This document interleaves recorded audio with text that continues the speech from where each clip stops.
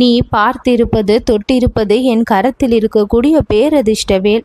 இந்த பேரதிர்ஷ்ட வேல் உன்னுடைய வாழ்க்கையில் என்னவெல்லாம் மாயம் செய்ய போகின்றது என்று இப்பொழுது நான் உனக்கு தெரிவிக்கட்டுமா? வேல் என்றாலே பாதுகாப்பு, அது காக்கும் அரணாக செயல்படுகின்றது. எல்லா திசைகளிலும் உன்னை சூழ்ந்து நின்று எந்த தீமையும் தீங்கும் அண்டாமல் உன்னை பாதுகாத்து வழிநடத்துகின்றது.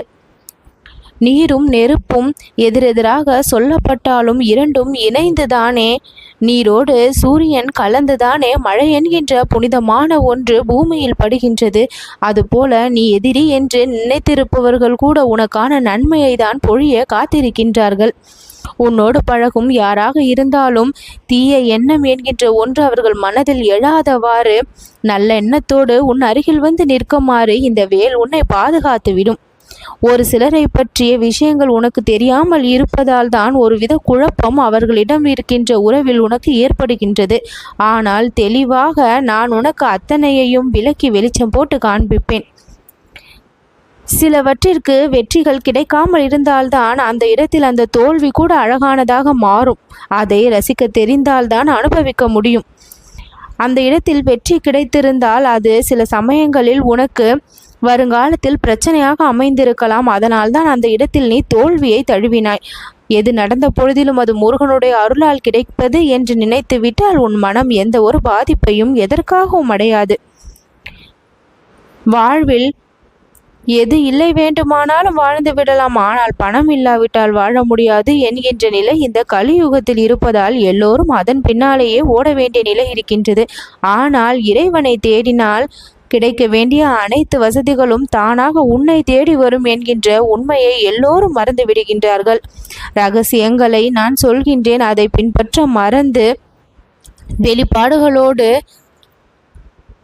பின் ஓடுவதால் தான் சில விஷயங்கள் இன்றளவும் கிடைக்காமல் தவித்து கொண்டு இருக்கின்றார்கள். உனக்கு தேவையானது எதுவானாலும் சரி, மன நிம்மதியோ சந்தோஷமோ பொன்னோ பொருளோ பணமோ எல்லா விதமான சகல செல்வங்களையும் நான் உன்னிடம் கொண்டு வந்து சேர்ப்பேன்.